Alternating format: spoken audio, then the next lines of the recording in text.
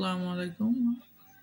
আজকে accounting অ্যানালিসিসে revenue recognition একটা গুরুত্বপূর্ণ বিষয়।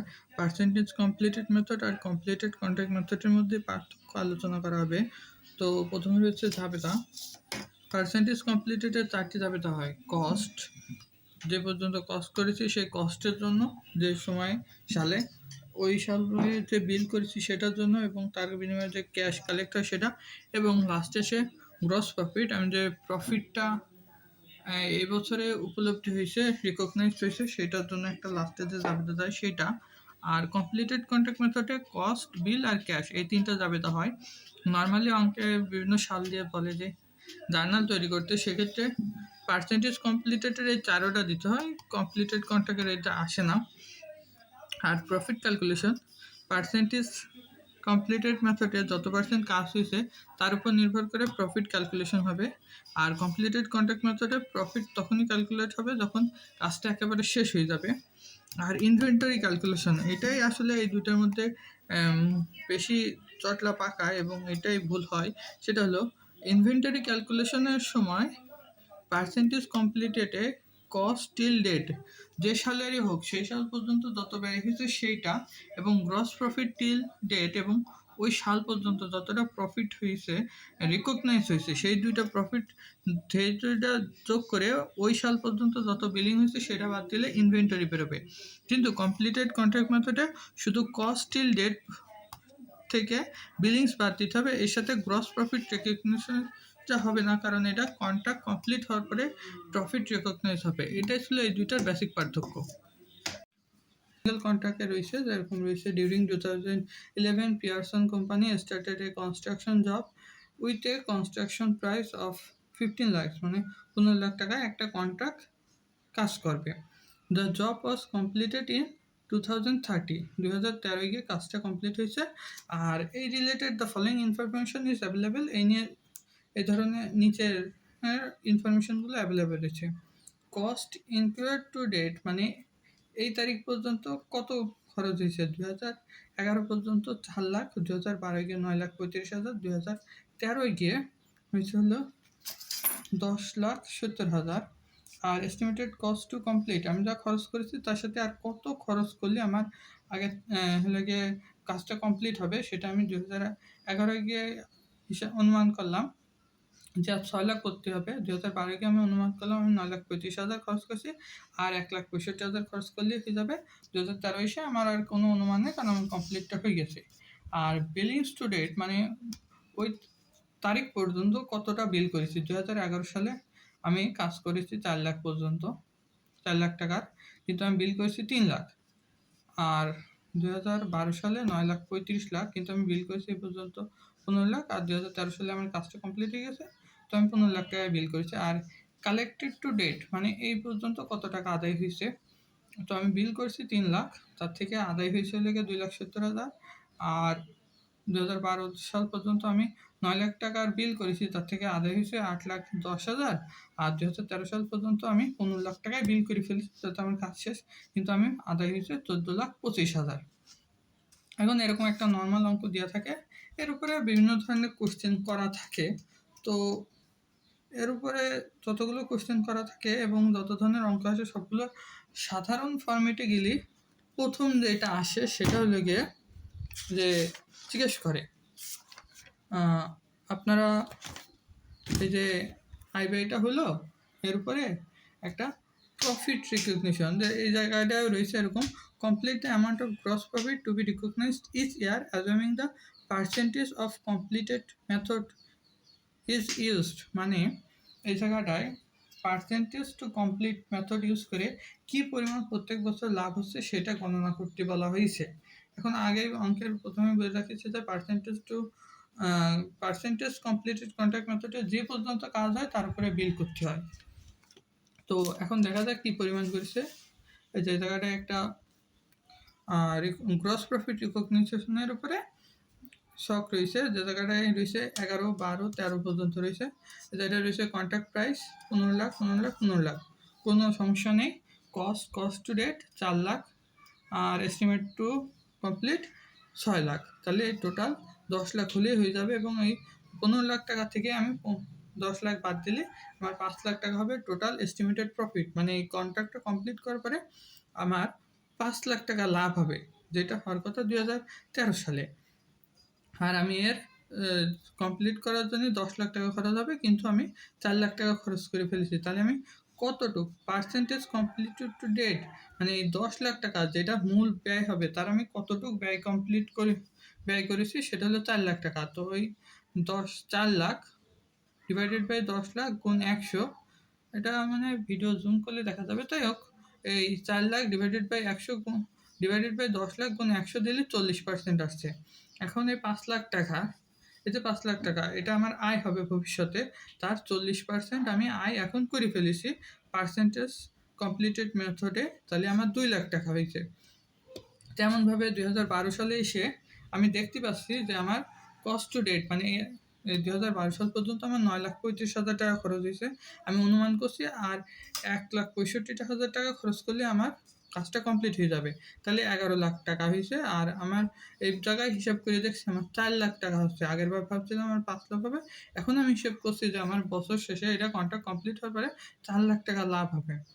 এখন আমার টোটাল ব্যয় হলো গিয়ে 11 লাখ, আমি খরচ করেছি 9,35,000 টাকা, টোটাল কমপ্লিট হয়েছে 85%।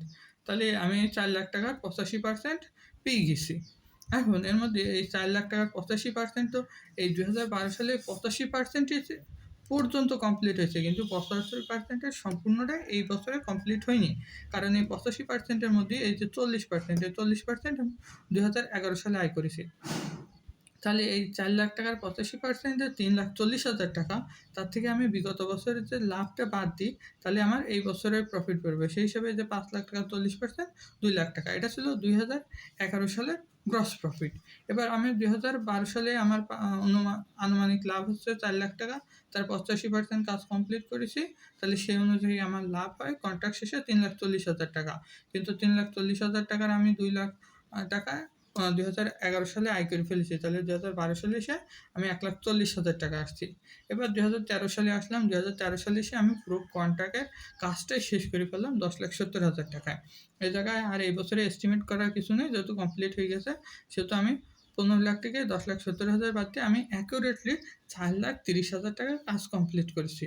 এই জায়গাটায় আমি এই বছরে এই পর্যন্ত কাজ করেছি 10,70,000 টাকা, আর মোট খরচ হলো 10,70,000 টাকা। তাহলে আমি কতটুকু কাজ কমপ্লিট করছি? 100%। তার মানে 4,30,000 টাকা দিয়ে কন্ট্রাক্ট শেষে লাভ হওয়ার কথা, এই 100%ই আমি আয় করে ফেলেছি। কিন্তু এই 100% এই 2013 সালে হয়নি কমপ্লিট। এর 100%-এর মধ্যে এই যে 85% পর্যন্ত 2012 সালে হয়েছে। এই জন্য 2012 সাল পর্যন্ত যে 85% হয়েছে, মানে এই 2013 সালে আমি 15% কাজ করছি। তো এই জায়গায় 15%-এর হিসাব কীভাবে বের করছে, যে 100% থেকে 85% বাদ দিয়ে যে 15% কাজ, এর উপরে লেগে 4,30,000 টাকার 15% হিসাব করে 90,000 টাকা বেরোয়। অথবা এই যে 4,30,000 টাকার 100% 4,30,000 টাকায় বের করলাম। আর বিগত বছর পর্যন্ত যে মুনাফা হয়েছে, এই আমার প্রফিট আয় হয়েছে 3,40,000 টাকা, সেটা বাদ দিলাম 90,000 টাকা। এভাবে বের করা যায়। এটা হলো গিয়ে গ্রস প্রফিট রিকগনিশন।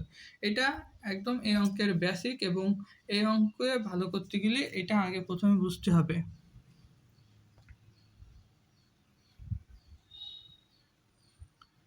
এই ছিল লেগে গ্রস প্রফিট রিকগনিশন। এখন এই যে আমার শখটা আমি করে ফেললাম, আমার এই তথ্য দেওয়া রয়েছে, এর উপরে আমি হিসাব করে ফেললাম। তো আর একবার তথ্যটা দেখা যায়, আমার কস্ট হয়েছে লেগে 2011 সাল পর্যন্ত 4 লাখ, 12 লাখ 2012 সাল পর্যন্ত 9,35,000, আর 13 সাল পর্যন্ত 10,70,000, এরকম সব খরচগুলো করে ফেলছে। এবার এই অংশ থেকে 2 নম্বরে যেটা রিকোয়ারমেন্ট চাই, সেটা হলো গিয়ে prepare all journal entries for 2012। 2011 সালে চাইনি, 2013 সালে চাইনি, শুধু 12 সাল চেয়েছে। বেশিরভাগ অঙ্কে, গুরুত্বপূর্ণ অঙ্কে 2012 সালের মানে মিডিল ইয়ারেরটাই চাই, কারণ মিডিল ইয়ারে ক্যালকুলেশন করতে হয়। লাস্টের ইয়ারেও তেমন ক্যালকুলেশন নেই, প্রথম ইয়ারেও তেমন ক্যালকুলেশন নেই। তো এই জায়গাটায় আমি 2011,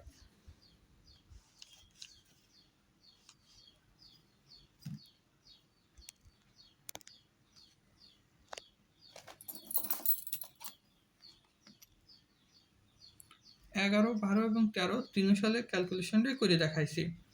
তো আমার প্রথমে বলা ছিল যে 2011 সাল পর্যন্ত 4 লাখ টাকা খরচ করেছি। তাহলে আমি যদি 4 লাখ টাকা খরচ করে থাকি, এই 4 লাখ টাকা আমি কি খরচ করেছি? আমি হলো গিয়ে বিভিন্ন জিনিসপাতি আনিছি, ম্যাটেরিয়াল ইউজ করেছি, আমি শ্রমিকদের টাকা দিছি কিংবা কোনো জাতীয় বাকিতে আনিছি।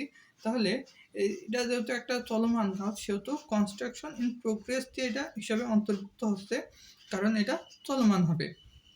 আর এর বিপরীতে আমি লিখে ম্যাটেরিয়াল ইউজ করেছি, তো আমার ম্যাটেরিয়াল লিখেছি, ক্যাশ লিখেছি এবং পেমেন্ট লিখেছি, যে পেয়েবেল মানে আমার পেয়েবেল করতে হবে, আমি হয়তো ক্যাশ টাকা পরিশোধ করেছি, সেই হিসাবে 4 লাখ হয়েছে। এটা হলো গিয়ে 2011 সালে। এবার 2011 সালের আমি তারপরে বলছি যে আমি 3 লাখ টাকা হলো গিয়ে বিল করেছি। এখন আমি যদি বিল করি তাহলে সেক্ষেত্রে আমার দেনাদার হচ্ছে, দেনাদারদের আমি 3 লাখ টাকা বিল করেছি, আর billings on long term contract in প্রোগ্রেসে 3 লাখ টাকা আমি বিল করেছি। তারপরে আমি 3 লাখ টাকা যখন বিল করেছি, তারা আমাকে 2,70,000 টাকা দিয়েছে। তাহলে 2,70,000 টাকা ক্যাশ এসেছে, সেই হিসেবে ক্যাশ ডেবিট হয়েছে। আর এই ক্যাশ আমি কাদের কাছ থেকে পেয়েছি? আমার দেনাদার থেকে পেয়েছি। তো দেনাদার ক্রেডিট 2,70,000 টাকা। তারপরে বছর শেষে আমি যখন আমার হিসাব, যেহেতু পার্সেন্টেজ কমপ্লিটেড মেথড, তার মানে আমি যে পর্যন্ত কাজ করেছি সেই পর্যায়ে এসে আমার লাভটা গণনা করতে হবে, আমার আয় ব্যয় হিসাব কমপ্লিট করতে হবে। তো আমার এই জায়গাটায় revenue from long term contract এই হিসেবেই অন্তর্ভুক্ত হবে। আমি এই বছরে কনস্ট্রাকশন এক্সপেন্সে 4 লাখ টাকা খরচ করেছি, তো 4 লাখ টাকাই এসেছে। এবার আর হলে গিয়ে এইটা 15 লাখ টাকার কন্ট্রাক্ট, আমি 40% কমপ্লিট করেছি, তো 15 লাখ গুণ 40% 6 লাখ আসে। তাহলে এই revenue from long term contract হলো 6 লাখ টাকা। তাহলে আমার 6 লাখ রেভিনিউ, আর তার বিরুদ্ধে অপোজিটে আমি খরচ করেছি হলো গিয়ে 4 লাখ টাকা। তাহলে বাকি যে 2 লাখ টাকা আসছে, এটা হলো কি আমার লাভ, যেটাকে আমরা গ্রস প্রফিট হিসেবে জানি। কিন্তু এই জায়গাটায় এটা গ্রস প্রফিট হিসেবে অন্তর্ভুক্ত হবে না, যেহেতু এটা একটা চলমান কাজ এবং হিসাব বর্ষ অনুযায়ী চলতেই থাকছে, 13 সালে গিয়ে কমপ্লিট হবে। সেজন্য এই জায়গাটায় এই প্রফিটটা কনস্ট্রাকশন ইন প্রোগ্রেস দিয়ে আমি ডেবিট সাইডে 2 লাখ টাকা লিখবো। এই চাবিটা যদি আপনি নর্মালভাবে হিসাব করেন, এটা এরকম হয় যে কস্ট অফ গুডস সোল্ড, এটা হলো প্রফিট, আর এটা হলো গিয়ে সেলস। সেই হিসেবে ভাবলে আপনি হিসেব করতে পারেন যে আমার সেলস হয়েছে, কস্ট অফ গুডস হয়েছে, তাহলে এটা প্রফিট, তো সেই হিসাবে রয়। আর এই গেল। এবার 2012 সালে জাবেদা দিতে হবে, সেক্ষেত্রে 2012 সালেও এরকম শুভ সব এই টাইটেলগুলো এক থাকবে, কিন্তু টাকার অ্যামাউন্ট ভ্যারি করবে। 2012 সালে গিয়ে আমি 9,35,000 টাকা 2012 সাল পর্যন্ত খরচ করেছি, তার মধ্যে 4 লাখ টাকা 2011 সালে খরচ করেছি। তাহলে 2012 সালে কনস্ট্রাকশন বাবদ আমি ব্যয় করেছি 5,35,000 টাকা। তো সেই হিসাবে 5,35,000 টাকা হিসেবে ম্যাটেরিয়াল। আর সেমভাবে 2013 সাল পর্যন্ত, 13 সালে এসে আমি হলে গিয়ে 13 সালে পর্যন্ত আমি 10,70,000 টাকা ব্যয় করেছি। এর মধ্যে 2012 সাল পর্যন্ত 9,35,000 টাকা ব্যয় করেছি। তাহলে 2013 সালে আমি কনস্ট্রাকশন বাবদ ব্যয় করেছি 1,35,000 টাকা। তাহলে আমি যে ব্যয় করেছি সেই ব্যয়টা আগে হিসাবভুক্ত হলো কনস্ট্রাকশন ইন প্রোগ্রেস দিয়ে, কারণ আমি এটা কাজটা চলমান রয়েছে, এই কাজটা চলবে, এজন্য এখনও তো বিল জিনিসটা চলছে, সেই হিসেবে ডেবিট হয়েছে, আর ম্যাটেরিয়ালস পাওনা বাবদ প্রস্তুত বাবদ ক্রেডিট হয়েছে। তারপরে ঠিক একইভাবে আমি হলে গিয়ে 9 লাখ টাকা হলে গিয়ে বিল করেছি এই বছর। তো বিল হিসেবে 2012 সাল পর্যন্ত 9 লাখ টাকা আমি বিল করেছি, কিন্তু তার মধ্যে 2011 সালে 3 লাখ টাকা আমার বিল করা হয়েছিল। তাহলে এই বছরে আমি বিল হবে 6 লাখ টাকা। তাহলে ওই অ্যাকাউন্টস রিসিভেবল 6 লাখ টাকা, আর billings on long term contract 6 lakh টাকা।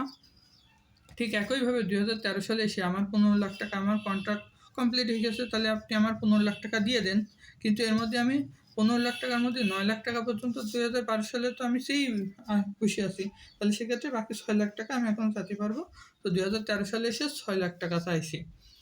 তারপরে এসে ক্যাশ ওরকম 2011 সাল পর্যন্ত 2,70,000 টাকা দিচ্ছে, তো সেটা অন্তর্ভুক্ত হয়েছে। 2012 সালে এসে আমি ক্যাশ 2012 সাল পর্যন্ত 8,10,000 টাকা পাইছি, কিন্তু তার মধ্যে 2,70,000 টাকা তো গত বছর পেয়ে গেছি। তাহলে এই বছর আমি হাতে ক্যাশ পাইছি 5,40,000 টাকা। ঠিক একইভাবে 2013 সালে এসে আমি 14,25,000 টাকা পর্যন্ত ক্যাশ পাইছি, কিন্তু তার মধ্যে 8,10,000 টাকা তো 12 সাল পর্যন্ত পেয়ে গেছি। সেই হিসাবে 2013 সালে আমি ক্যাশ পাইছি 6,15,000 টাকা। তারপরে সেমভাবে আমার প্রত্যেক বছর যে 2011 সালে যেরকম প্রফিট গণনা করেছি 2012 সালেও করতে হবে, 13 সালেও করতে হবে। যেরকম আমি প্রথমে কনস্ট্রাকশন ব্যয় বের করেছি, প্রত্যেক বছর হিসাব অনুযায়ী 5,35,000 আর 1,35,000 এগুলো ডেবিট হয়েছে।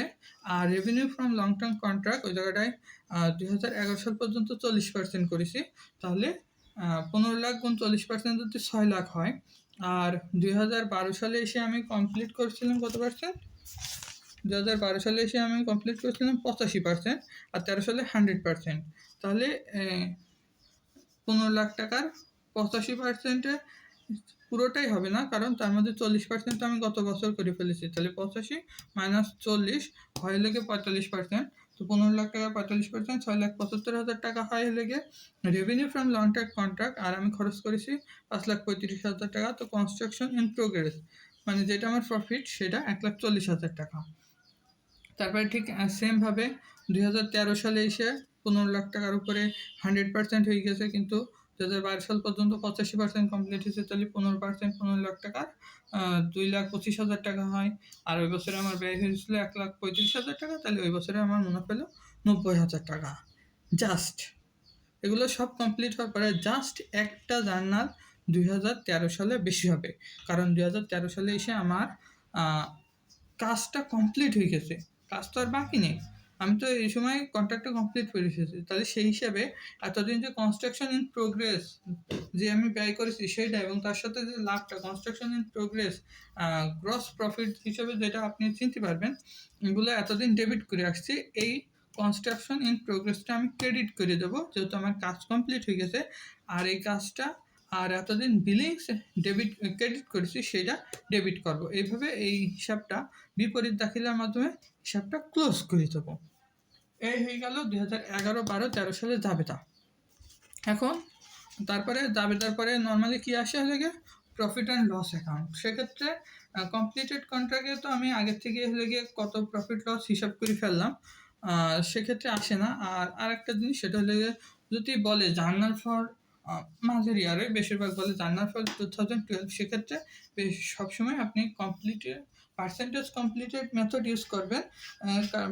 মানে পার্সেন্টেজ কমপ্লিটেড মেথড দেখায় এই প্রফিটটা দেখাবেন। কিন্তু এটা কিন্তু হলে গিয়ে কমপ্লিটেড কন্ট্রাক্ট মেথডে আসে না। প্রায় অঙ্কেই দেখা যায় চাই যে 2011, 12 এবং 13 সালে কত প্রফিট হবে সেটা শো করো কমপ্লিটেড কন্ট্রাক্ট মেথডে। এখন আমি ভিডিওর প্রথমেই বলেছি কমপ্লিটেড কন্ট্রাক্ট মেথডে একমাত্র কন্ট্রাক্টের কাজ শেষ হওয়ার পরে আমি লাভ গণনা করবো। সেক্ষেত্রে 11 সালে কোনো লাভ নেই, 12 সালে লাভ নেই, 13 সালে কন্ট্রাক্ট প্রাইস 15 লাখ টাকা, আমি কস্ট করেছি 10,70,000 টাকা, 4,30,000 টাকায় আমার কাজ হয়ে গেছে। এটা হলে গিয়ে প্রফিট। এবার এটা হলে গিয়ে general profit and loss account গেল। এবার হলে গিয়ে ব্যালেন্স শিট করতে পারে।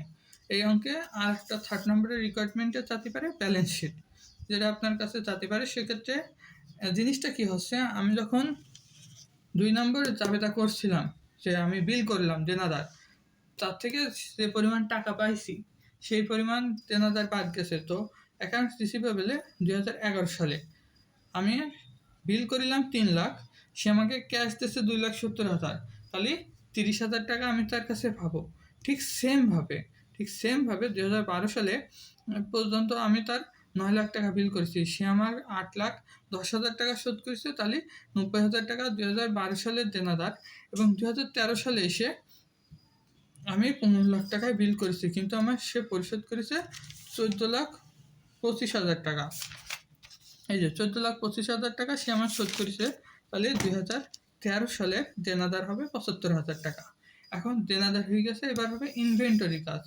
ইনভেন্টরির কাজটা হলো গিয়ে আমি যে ব্যয়টা করেছি কনস্ট্রাকশন ইন প্রোগ্রেস, এই যে কনস্ট্রাকশন ইন প্রোগ্রেস এটা কিন্তু আমি এতদিন ডেবিট দেখাইছি, এখনও কিন্তু ক্রেডিট দেখাইনি।